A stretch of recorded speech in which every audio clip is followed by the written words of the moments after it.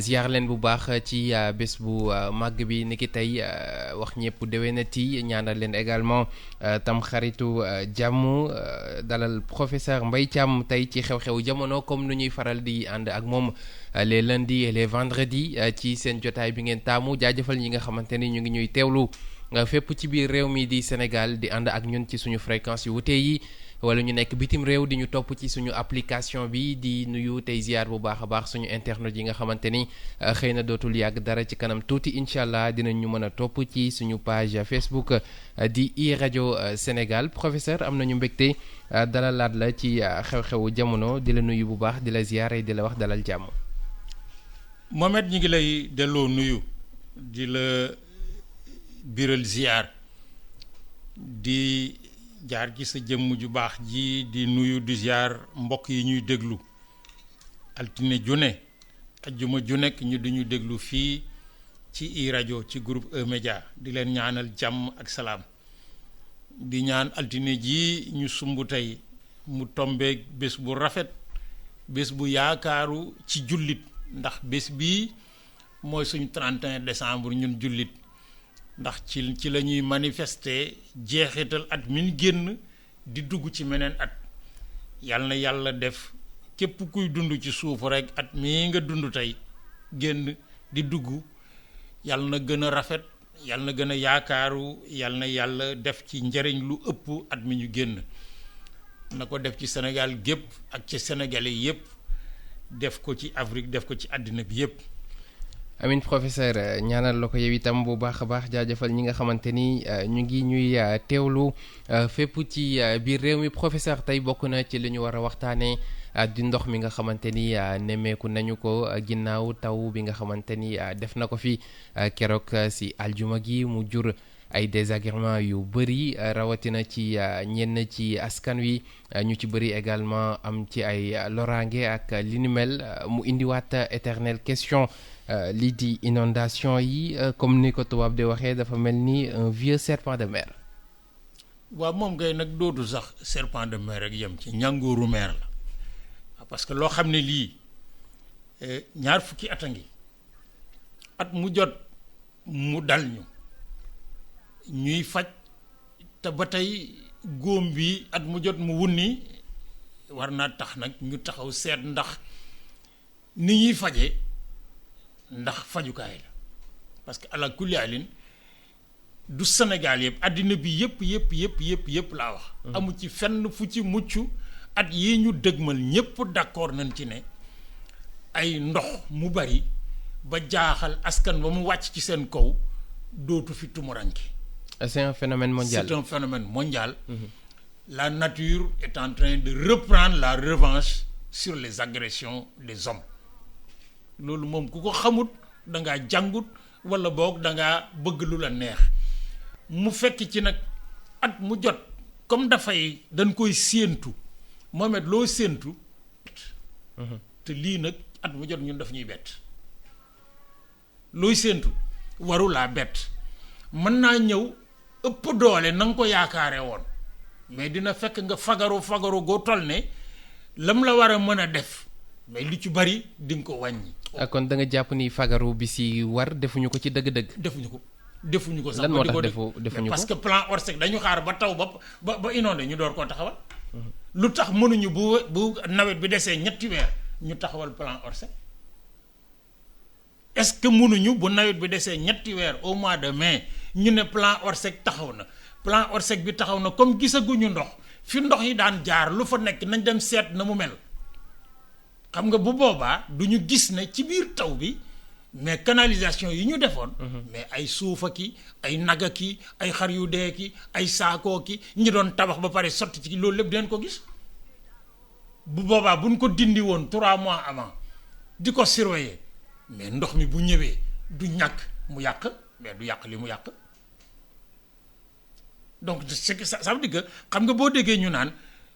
kii gouverner c'est prévoir. mais prévoir nag moo di fagaru mooy lan moo di man kat junju naa ne wëtuwoo nangam dina ma dal nan lay def ba loola su accès ma mucc ci wala balaa agsi sax ma faagaagal ko. mais bu boobaa li ngay def nu mënti toll mais dina la may mais li lay dal wàññeeku mais nag bu fekkee day taw ba ñëpp nekk ci ndox mi nag ñu daal ne woy daal di génne benn décret daal ne décret le plan Orsec est mis en place mais boobu nit ñaa ngi ci biir ndox mi. day mel ni médecin après la mort. mais après waaye yow gisuñu sax médecin. gis nga li dal ajjuma mais vraiment man lenn dong moo ma ci métti. bokk na ci ay nit dee nañ ci. oui 3 morts. officiel officiellement. bilan officiel bi. parce que soo demee nit a ngi ci ndox mi te gisaguñu ko yàlla bu mu nekk mais kenn mënu ko parce que ndox am na foo xam ne ndox maa nga fa ba tey ñooñu ci dee mais ñoom ba àddinay tukki mais taw ajjuma bi duñ ko fàtte ñaareel bi mooy les impactés. li mu yàq. li mu yàq man gis naa Ouest Foire gis sama kër nekk mais sama kër man ndox mi dugg na fa. heureusement yàqu fa dara parce que le temps muy dugg kii mais gis naa fa ñu yàqule ay millions ci seen alal ju lew ju tabax seen kër ba mu baax ñu defar ko jënd meuble dugal ci biir mais dañoo buub lépp sànni ku leen di dédommager personne ne va les dédommager. Mieux mais tabax yin tabax ndox mi wër ko ay jour wala ay waxtu mais kuñ jart ne bu ndox mi demee du def ci tabax yi dara mais sa xam-xam dafa gàtt. dina am impact. Les fondations sont touchées. Ouais. Et ça c'est également c'est un autre risque. C'est un autre risque ba tax na lii xew nga xam ne dafa am lu yokk ci inondation yi. moo di lan. mooy embouteillage yi. xam nga bu fekkoon ne dafa taw ndox mi dugg ci biir kër yi mais yow nekk ci biir autoroute bi wala nga nekk ci biir VDN bi wala nga nekk ci corniche bi téléphone sa kër ñu ne la ndox maa nga fa ca biir kër ga nga am juróom benn waxtu ci biir fi nga nekk mënoo bouger fi nga taxaw juróom benn waxtu am ñoo xam ne fukki waxtu man sama caat biir place de l'Indépendance la départ daf di wër biir Ndakaaru ba dugg hôtel jël néeg fanaan fa ba bët set mu door a ñibbi mais ñi nekkoon ci autoroute bi loolu mënuñu ko. ñi nekkoon ci VDN bi mënuñu ko gisoo hôtel booy wàcc sax dugg moom day wër Ndakaaru ñaari waxtu mënta génn mu dem hôtel dal di jël nekk fanaan bu bët set mais ñi nekkoon ci péage bi mënatuñoo dem mënatuñoo dikk mais ça a posé de façon très claire mais le déficit de sécurité dans ce pays. ci ban fànn ci naka. moo mettre 1 million de personnes. wala 500,000 personnes. bu nekkee ci tali bi oto yi taxaw dara demul dara dikkul. mar de tali bu musiba amoon yan gendarme yan policier yan pompier ñoo fay dem. xanaa duñ jël ay hélicoptère jaar ci kaw nit ñi dem mënuñu ko. ça veut dire que ça pose un problème de sécurité de notre pays de la capitale de notre pays man wax naa ko sama page Facebook au-delà de yi mu yàq. c'est plus grave comme ni ñu koy xalaatee ak. Ouais. C'est plus grave Mohamed. Ndakaaru mar day taali tey bu nu jote woon ak nit mu dagg Ndakaaru tëj ñu ci biir Ndakaaru la capitale est coupée du reste du pays et la sécurité des gens à l'intérieur se pose. Keroog bi taw bi kii bu dara amoon loo xam ne lii dafa laaj pompiers yi jóg dem fa fu ñuy jaar. comme ni ñu waroon intervenir ci zone yu bëri yoo xamante ni dañ leen touché. fu ñuy jaar sapeur pompier yi kii nu mu tëdd si ambulance yi woon ci tali bi fu ñuy def fu ñuy jaar. duñ jaar ci kaw nit ñi c'est pour un problème de sécurité boo xam ne bii moo gën a grave li xew keroog parce que nag au-delà des inondations yi nga xam ne loolu dinañ ci ñëwaat mais embouteillage yi. li ko indi. moo di nit ñi dañoo jógandoo ñoom ñëpp. taseendoo ñoom ñëpp te Ndakaaru léegi néew na tali booy daw 1 kilomètre 500 wala 2 kilomètres te fekkoo rond point. rond point yi dañoo jege. ba pare rond point yi yenn saa yi du rek rond point boo xam ne ñaari tali fay tase dañuy ñàkk ba ñett ba juróom benn tali tase fa. foo dem doo fekk alkaati. ak aussi le comportement des automobilistes. mais bu fa alkaati nekkoon ñu kii. bu fay alkaati ak gendarme bu nekkoon ci rond point yi nga xam ne dañuy coordonner. ñii taxaw ñii jàll bu ci kanamee ñooñu taxaw ñi doon jàll taxaw ñeneen jàll oto yu bougé. mais gisuñu ku leen réguler ku nekk di wut sa solution bopp ñu tase ñoom ñëpp ci kaw rond-point bi kenn demul kenn dikkut. blocage taxaw. boobu ana alkaati yi ana les policiers et les gendarmes de notre pays la sécurité parce que ci biir loolu bu ay saay-saay duggoon ci bundu xatal nit ñi ci tali bi fu muy mujj. donc ce pays mais dafa jot ci ñu bàyyi ba jaan ji matt nit ñi ba dem ñu topp ci vitesse yi naan fu jaan ji jàtt dafa ñuulam dafa xees. Le véritable problème moo di une des faiblesses de notre gouvernance waxuma Macky Sall gouvernement am de lii yàgg na bi depuis 30 ans man fanaan naa ci ndox sous le régime socialiste suñ kër fanaan naa ci ndox maag sama ndey ak sama bay sama ndey ngi nii ci jëppal seen bu jaw di ma dégg yàlla xëcc ay fanam bu gën a gudd fanaan nañ ci ndox ba bët set c'était sous le régime socialiste. C'est pas un phénomène nouveau kon. Mais là sous Senghor combien de quartiers la ñu déménagé après des inondations. Combien de quartiers la ñu xëy rek ne leen du ngeen fi kii bu nawet bi jeexee dañuy di dem bu nawet bi jeexee dañuy di dem. mën naa la ko limal benn par benn parce que ñun ci lañ bokkoon. Mais depuis tout ce temps phénomène bi mu ngi fii li nga xamante ni moo di plan yi ñu ngi koy multiplier daanaka chaque année ñu wax ñu dara liñ ci dugal ci milliards également bëri ba jéggi dayoo et pourtant day mel ni plus on avance plus muy gën a métti ci ñi nga xamante ni ñoom ñoo di askan bi c'est quoi le problème. Mais le problème moi je le suis à 2 niveaux. yan mooy 2 niveaux yooyu bi ci njëkk. bu njëkk bi moo di inondation dafa nekk occasion d'enrichissement dans ce pays. lan mooy lan nga bëgg a wax foofu noonu. c'est-à-dire inondation opportunité d'affaires la bu inondation amee. état bi day taxawal plan Orsec ñu ne dañuy génne ndox mi mais pour génne ndox mi dañuy jënd ay pompe dañuy jënd ay lii dañuy jënd ay laa dañuy def lii jënd ay tente day kii nangam et à chaque fois mais des affairistes mais s'enrichissent en passant. Inondation dafa nekk premièrement une occasion d'enrichissement et d'affaires. Ça c'est grave hein. Ah ba gis nga xam nag man Mohamed damaa bokk ci loolu nag du sama sax soo demee pas-pas. yàllaa ko def ci man ak yar bi ma yaree. du ma wax dara pour naqaral ma Sàmba wala pour neexal ma Demba parce que ki ma jànge ci moom wax. muy Moulay Abdou Aziz Dabakh laa gis ba ma amee fukki at ak ñaar. ba bi mu dugg ci suuf keroog musuma dégg mu wax pour neexal Mohamed wala pour naqaral Mbaye Thiam c'est dama ne réew mii bu inondation xam nga bu lu ñu wax il faut renforcer le pompage lu ñuy def jënd ay pompe xam nga lu jënd ay pompe nag en période de plan Orsec et d'urgence nag doo fa nekk yi monter ay projet ki defar nii defar naa di ki il faut l'acheter tout de suite. Situation d'urgence la.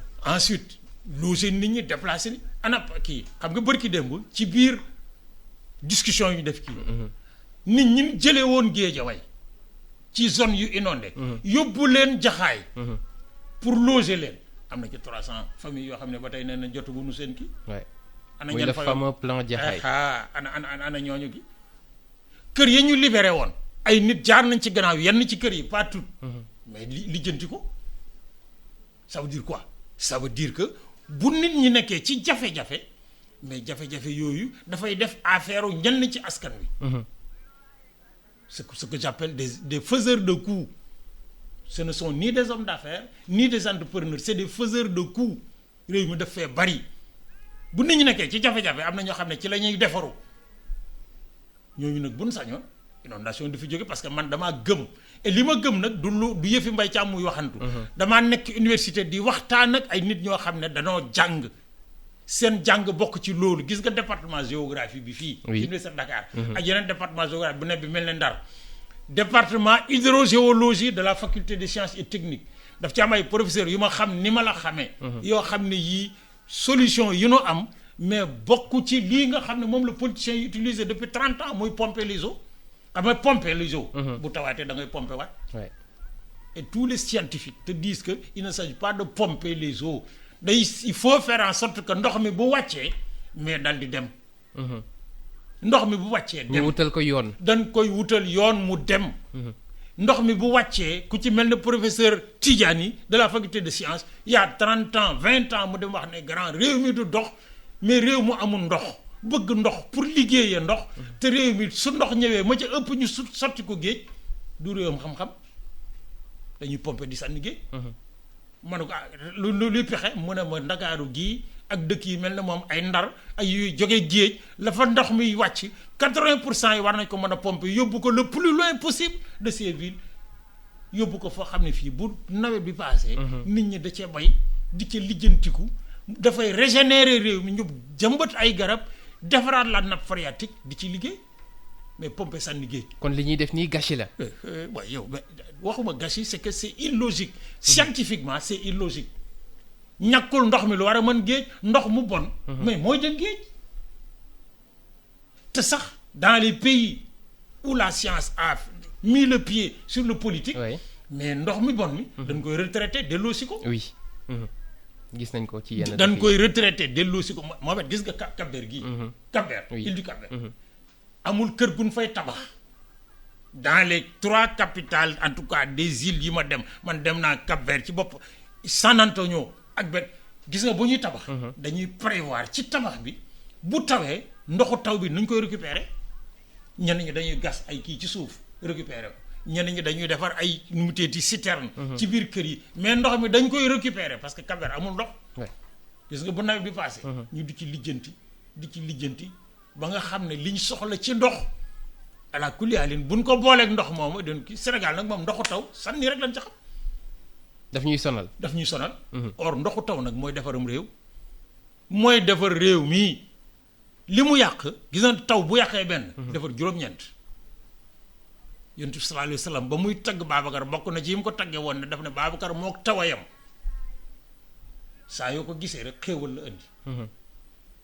xéewal nag mais mën naa ànd ak jafe-jafe mais jafe-jafe bi bu dee benn xéewal yi di juróom-ñeent mais juróom-ñeent yooyu tax nga fàtte.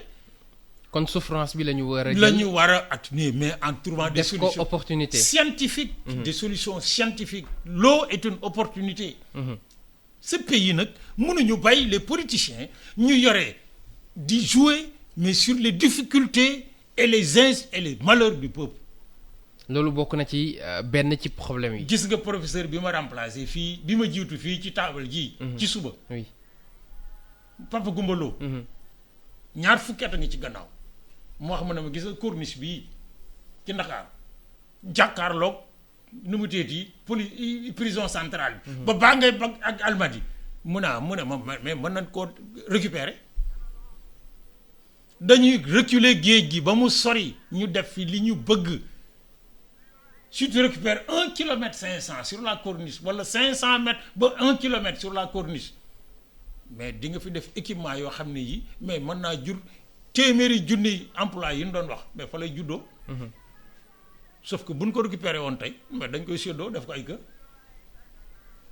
ndax corniche bii jàkkaarloo géej gi corniche ouest Senghor nekk na ci réew mi ba jóge fi nit tegu ci birig li may wax nag dama koo fekkee. damaa fekke laa man ça fait 65 ans que je vis à Dakar corniche bii Senghor nekk ba jóge fi tegu ci birig depuis 30 ans mais ku la réer mi ngi ci corniche bi dagg saaxe ko defar seeni kër ba pare nag sakk ndox mi fi ndox mi daan jaar pour dem. en 2012 2013 bi Ouest Foire nu mu teeti tëmbee ci ndox mi. Mais c'est au centre de suivi écologique que j'ai retrouvé les photographies aériennes de l'armée américaine de 1942 sur les circulations d'eau dans la région de Dakar. ndox mi jóge Liberté 6. jóge fii VDN bi nekk ni muy wàcce ba fi muy jaar ci Yoff ba dugg ci géej gi foofu fépp lotissé nañ ko sakk ko bu ndox mi ñëwee fa mu daan jaar mu fekk ñu tabax fa. mais nu muy def dugg ci kër yi. gis nga bu dellu siwaatee day sappe kër yi ci suuf di dellu siwaat ba kër yi daanu waaw ñu nekk fii nag di ji or yooyu yëpp mais c'est parce que on a mis le politique au niveau c'est-à-dire une des incongruités. parce que foofu rek la scientifique mën a yem ñun du ñu juger kenn du ñu àtte kenn mooy bi ñu lotissé fii ci nu mu tuddati usine des eaux bi nekk nu mu tuddati. zone de captage. Voilà. xam nga soo demee dans les archives. zone de captage des eaux de pluie la tudd. de captage zone de captage des eaux de pluie gis nga avenue bi fa wàcc. route de puits la tuddoon fa la waa Ndakaaru daan roote ji la route des puits. tubaab bi duñu tudde kii rek gratuitement. la route des puits aboutissait à la zone de captage des eaux de pluie moo taxoon EEOA, eau et électricité de l'Afrique de l'Ouest, la première compagnie qui gérait l'électricité et les eaux seen usine bi nekk foofu. boo fa jaaree boo demee ba Bourguiba jeex boo jàddee sa ndeyjoor jëm pont bi ngay njëkk a jot bâtiment bi ci sa ndeyjoor soo téenee kii baa nga fa EEOA. eau et électricité gis nañ ni ñoom keroog bokkoon nañ ci ñi gën a sonn fii ci Ndakaar. waaye mais parce que nag mais foo xam ne fii fa la ndoxi Ndakaar yuy déparé stade Demba Diop ba foofa di wàcc taseeg yi déparé Grand Yoff ca kaw fi ñu tabax set di wàcc fañ daan tase pendant 100 ans boo fa tabaxee ay kër lotissé ko ñu ne hooy def nañ fa bassin. bassin boo xam ne ñi ko kër yi ko wër foo wàqi ak sa loxo wàqi ak sa loxo jot ndox.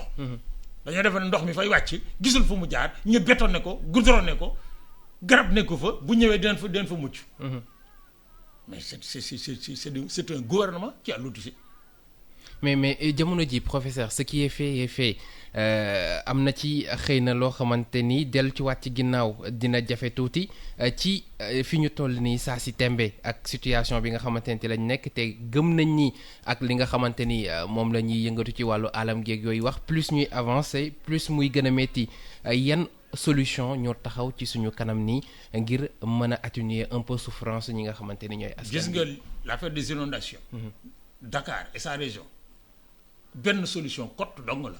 c'est laquelle. scientifique et technique politiciens yi téye seen lammiñ ci yëf yi. mais gis nañ ni depuis ay at a ngi nii ñoom scientifique yi ñoo ngi wax xeltu nañu bind nañu bàyyi nañu fi dem nañ ba léegi sax daa mel ni dañoo xaw a téye seen bopp. parce que amul réalisation yoo xamante ni moo. bii le régime de Abdoulaye Wade di xotti bël bi fii ci Ndar. le département de géographie ñi ngi may dégg. les collègues département de géographie de l'université de Saint-Louis waxoon na leen bon ko dindee mais bu ndox mi ñëwee mais dégluwul leen. ñu ne parole de politique yi su ay scientifique là les universitaires là nu mu tudd kii ñu xotti ko on est parti sur combien de mètres on est arrivé sur des kilomètres et la ville est ñu dellu si waat nag. créer des marchés à milliards mais pour trouver des solutions qui ne seront jamais pérennes. La gestion des inondations, des eaux de circulation. Mais c'est une solution scientifique et technique.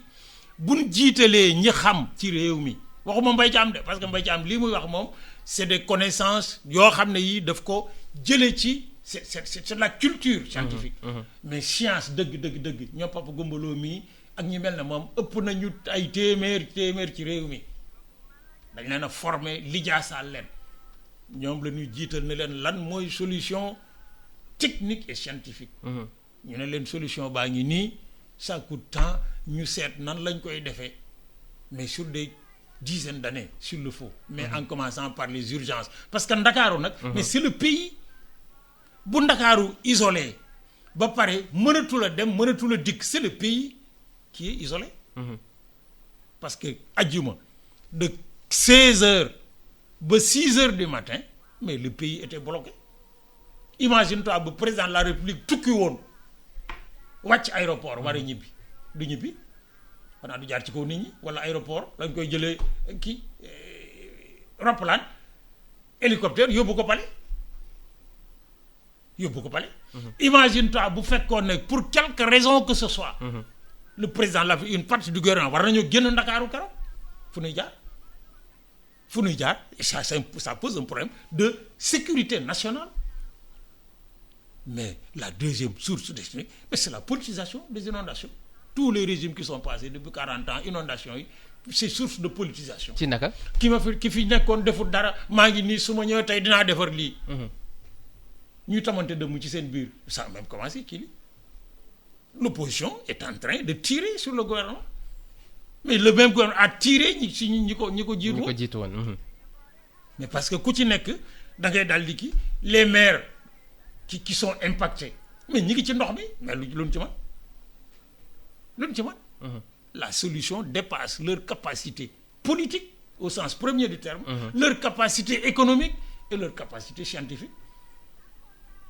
Mais ce soir le maire est sorti pour dire on va envoyer des camions hydrocureurs ñu curer leen.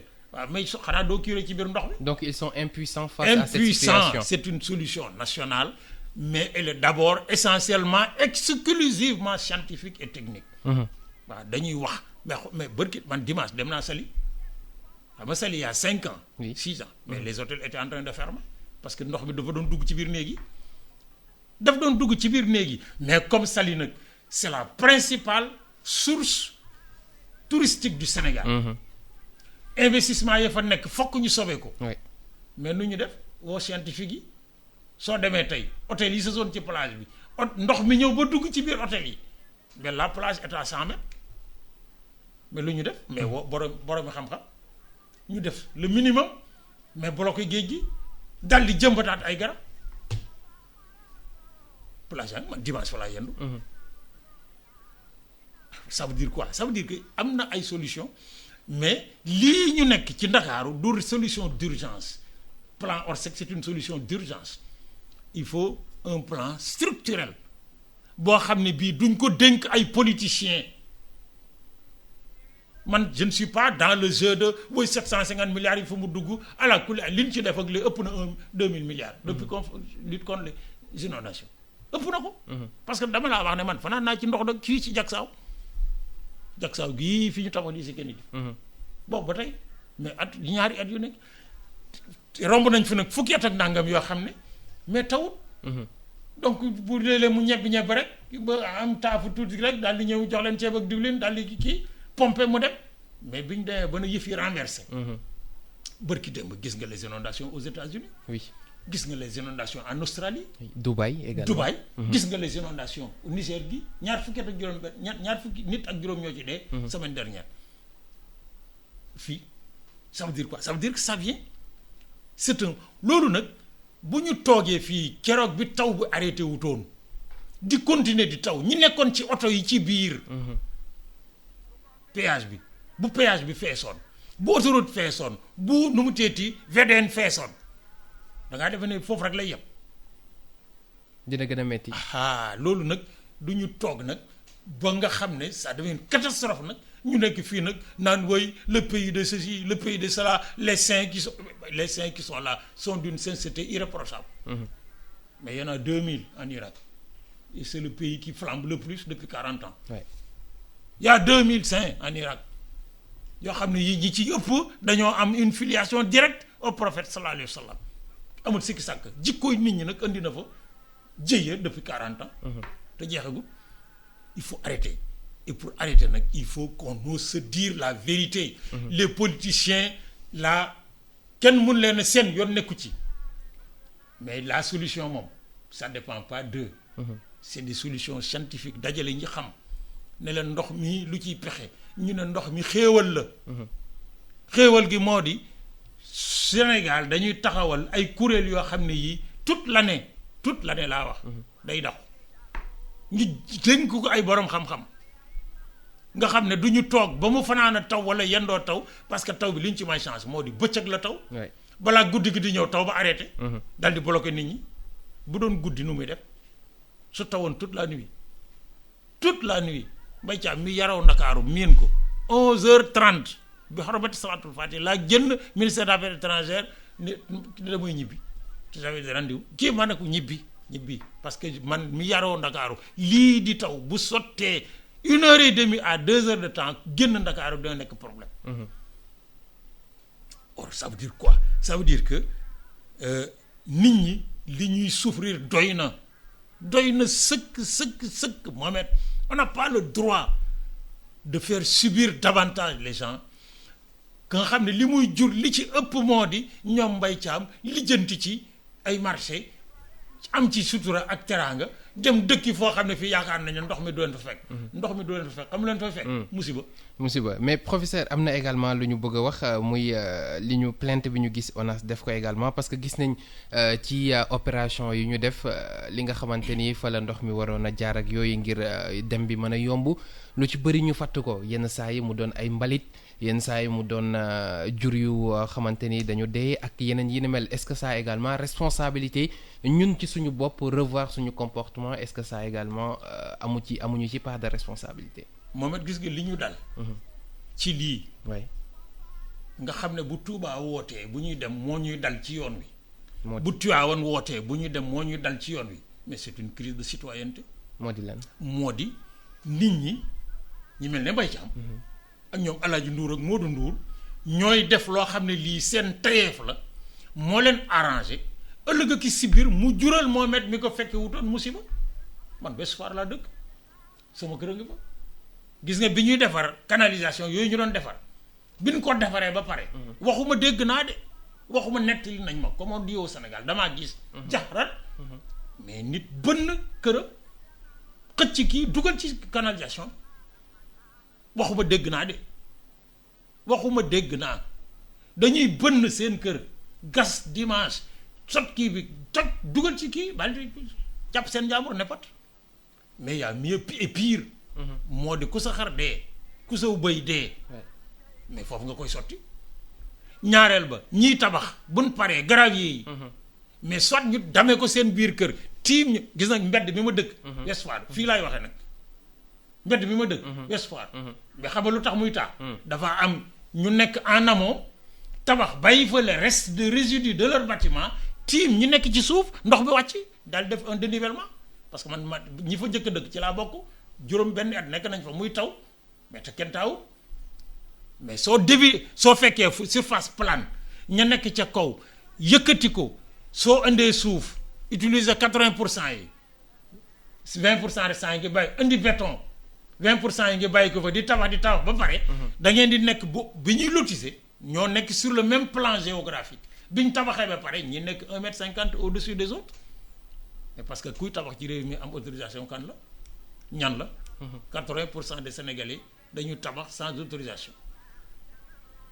sans autorisation dañu tabax rek yëkkati noonu neex tabaxee daal di kii mais y a mieux c'est que ci biir canalisation yi mais la nga fay fekk moo tax ndox mi du dem gis nga canal bii romb université nekk diggante université ak Gueule Tapée boo taxawoon léegi dem filmer ko taxaw fa mais gàcce boo dee canal 4 bi canal 4 bi boo demoon léegi filmer ko la nga fay gis mais boo dee Sénégalais bëgg Sénégalais mën nga ko woon Sénégalais mais boo sañoon képp ku bokkul Sénégal du ko gis parce que 80% la fa nekk war foo na nekk donc ndox mi du dem ndox mi du couler canal yi ñu defoon pour évacuer les eaux usées ñu jëm géej mais loolu koy fatt daaw jéeg bi ñu defaree en 2012 2013 canalisation yi ñu def Ouest Foire mu jaar génn Philippe Senghor jaar ci suuf jàll Yoff mais toog nañ juróom benn at muy taw gisuñu kii mais bu ñu commencé di ci def xar yu dee yi bëy yu dee yi bu ñu tabaskee ba pare lu waay sànni foofu nga ko sànni mais bu ndox mi ñëwee romb ko demul mu dellu si bu dellu see dugg ci kër yi bu demee ba niroog sabotage également nan lañ ko mën a jàppee parce que bu ñu liiree plainte bi nga xamante ni moom la ONAS def ñoom ay saaku yu ñu def suuf ba pare sotti ko foo xamante ni day fatt mbir mi la doon sabotage la ñu ko jàppee alors bu ñu eggee foofu noonu également est-ce que duñu poser waat ay questions. mais c'est une atteinte à l'intégrité du pays loolu trahison la ki ko def ak lu tax mu def ko nag peu importe xam nga Sénégal nag mën nañu expliquer lu ne mais képp ku ko def mais xam man la ne laay ragal mooy lii ñu wax nii du mujj fenn. ah bon parce que il faut enquêter ba jàpp ki ko def. mais Mohamed c'est-à-dire gis nga réew moo xam ne mii am na lu fa nit ñemee def. c'est parce que on a atteint le maximum en termes d'irresponsabilité parce que ki defar loolu mais peut-être moom mi koy defar fa nga xam ne daf fay jur musiba moom dëkku fa mais ñàkkul ku fa dëkk ku mu xam. wala ku ko jege wala ku mu bokkal xam nga responsabilité mënta passé. mais la deuxième chose moo di Mohamed képp kuy def lu mel ne li ngay def ngaañaay yi dafay daj ñoo xam ne seen yoon nekku ci te seqoo kook ñoom. mais waxuma plainte rek mais dañoo war a mobiliser la police nationale la gendarmerie nationale pour seet ndax loolu mais am na am gi moom am na. mais ñan ñoo ko def.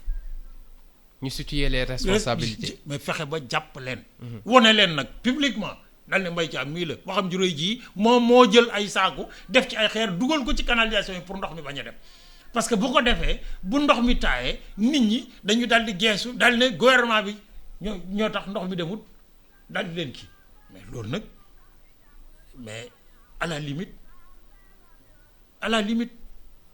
en mesant tous les mots mais c'est criminel c'est un crime contre la société parce que yow mi ko def xamoo kan moo cay gaañu xamuloo kan moo cay gaañu la muy yàq sa yoon nekku ci mais ala kulli haalin li mu yàq ñun ñëpp a ko bokk xam nga ka nekk quartier Saara Njugaar yi ca Daara Jolof nga xam ne ballañ ca la ma ngay kii dara yoon nekku ci wala njaayeen ca kokki nga xam ne mën naa taw 2000 millimètres bu ndox mi paree dem mais yoonam a nga ci xam nga lu tax yoonam nekk ci mais Mohamed Kandji mi bokk ak moom mi ngi fii Mbaye Thiam mi bokk ak moom mi ngi fii ak keneen or ce pays nag àgg nañ ci un niveau d'irresponsabilité nga xam ne nit ki Mbaye Thiam day def loo xam ne lii lim ci jublu mooy def yëkkati sidditu nit ñi mais loolu personne n'a le droit Mohamed personne amul nag justification amul explication man dama wax toujours ne Sénégal dañoo defe ne lu ñu expliquer li tax ñu def ko wutal nañ ko yoon wu taxoon ñu def ko mais loolu kenn daf ko war a def lu kenn war a def kenn war ko def rek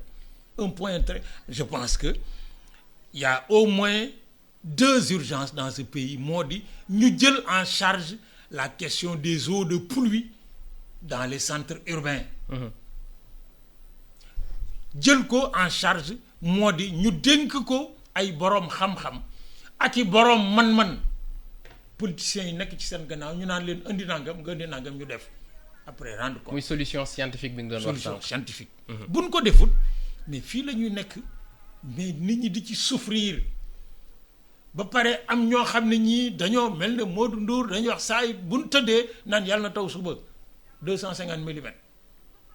bu tawee ñu dal di lijjanti léegi matériel boo xam ne mooy génn nit ñi ci ndox mi mooy génn asafurlaa ndox mi ci biir kër nit ñi ñu dal leen fay ñu kii ko man keroog bi ñu mercredi ba leen ndox mi duggee Ouest Foire mais bi ma déparé dem sama kër mais fekk naa fa camion hydrocureur yi dañoo yokk prix li ñu daan hydrocurer te billaahi wallahi tallaahi Mohamed maa ngi njàpp xam nga bu njëkk dañuy manqal sa kër yóbbu ko fa sori mais bii yoon day manque ci sa buntu kër yóbbu ko 30 mètres après ci canalisation bi sotti ko fa bougé wul mais dalay manqal ndox mi ci sa biir kër sotti ko ci canalisation bi fi état bi def lañ daan fayu fukki dërëm ñu yokk ci juróomi dërëm mooy fukk ak juróom nit ñi amuñu pexe maa ngi taxaw c'est l'offre et la demande. maa ngi taxaw xam nga pompé Ouest Foire fi jàkkaarloog Ouest kii Philippe Senghor yóbbu ko à 5 kilomètres tuuri ko dellu si waat man nañu wax ne dañ ki mais dalay pompeel ci sa buntu kër li may wax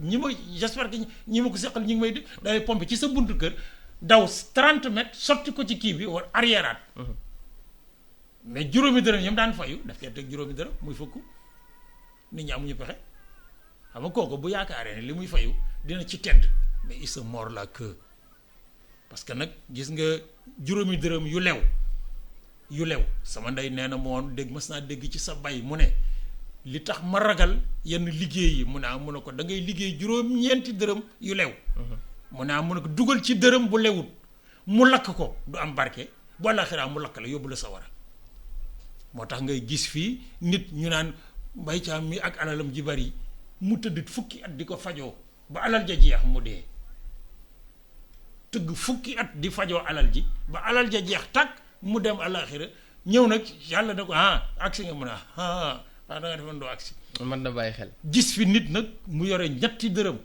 mais di ca faj soxlaam ci sutura ak teraanga ba dugg ci bàmmeel doucement tranquillement réew mi nag il est temps que certains cessent de se nourrir des difficultés et du malheur d'autres parce que d'autres yooyu nag ci lañ bokk ñi amut doole ñu naan noo fi ñu dëkk nii ñoo fa c'est pas vrai mbaam dafa gàtt waane ci jur gi la bokk comme dañ cee bokk dañ leen di sóoraale ñi leen fay kii ñi dëkk ci kër yi xam nga gis nga muy taa ci quartier yi daan wax daawut taa xaaral boobu yàlla ngi ci dugal loxo ngi noonu mën na bàyyi xel professeur malheureusement li ñu cëraloon ci waxtu yegg nañu ca fii la ñuy yemandi ci xew-xewu jamono amoon mbégte ànd ci ak professeur Mbaye Thiam jox ko rendez-vous aljuma incha allah.